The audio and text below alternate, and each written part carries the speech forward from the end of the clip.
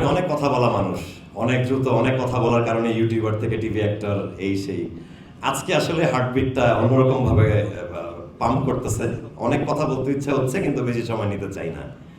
আর এখানে দাঁড়ায় থাকার পেছনে আসলে ফুল ফ্যামিলিটারই তো অবদান আছেই, কিন্তু আমার বন্ধু নেহাল, অফ স্ক্রিন আমার তৌসিফ মাহবুব ভাই, তার অনেক বড় অবদান আছে আসলে। কালার এক্সপার্ট ডার্ক স্যাপ এবং মাইল্ড অন হ্যান্ডস টেকনোলজি সমৃদ্ধ অরিক্স অ্যাডভান্স ডিটারজেন্ট পাউডার আপনার লন্ড্রি এক্সপার্ট। উনি শুটিং করতে যখন আসে 5 মাস আগে জয়েন করে, শুটিং চলা অবস্থায় আমাকে হোয়াটসঅ্যাপে নক দেয় যে মিস ইউ ভাই, কই আপনি?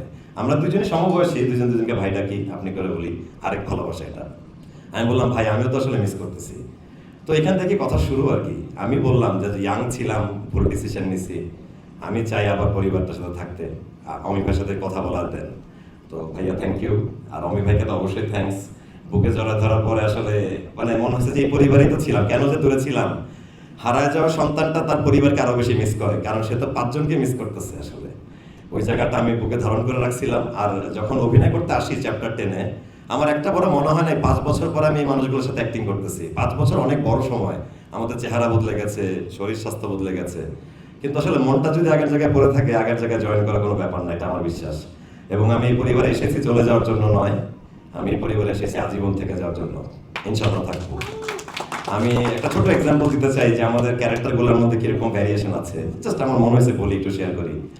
ক্যাপ্টেন প্ল্যানেট আমার ছোটবেলার খুব একটা পছন্দের অ্যানিমেশন, একটা কার্টুন। 5টা মানুষের রিংয়ের পাওয়ার, তারপরে একটা জিনিস ঘটে। সো আমাদের মধ্যে আর্থ হচ্ছে কাবিলা, জিয়াউল হক পলাশ, মাটির মানুষ, মাটি দিয়ে আমরা তৈরি, মরে গেলেও মাটিতে মিশে যাব। মাটির পাত্র যত রকম শেপ দেওয়া সম্ভব, অনেক কিছু দেওয়া যায় না। পলাশ এমন কোন এক্সপ্রেশনস নাই যে পারে না আমার দেখায়।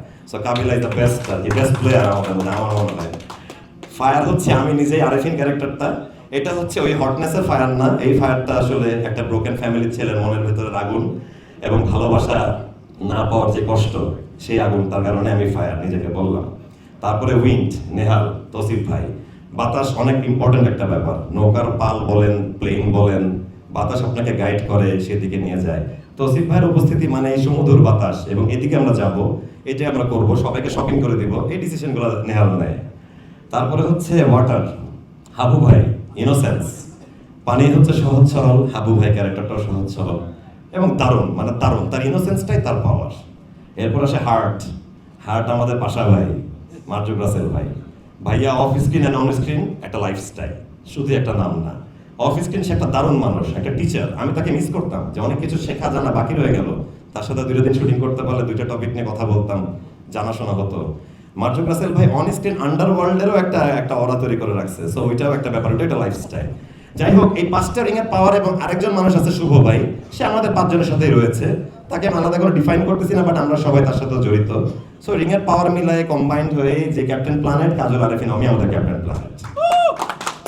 সো ব্যাচেলর পয়েন্ট নিয়ে অনেকে অনেক আলোচনা সমালোচনা করছে, আমি যেহেতু ছিলাম না, সো সব আলাপই সবাই করছে, বাট এটা ঠিক সোসাইটিতে অনেক বড় অবদান রাখছে, একটা লাইফ স্টাইল ট্রেন্ড সেট করছে।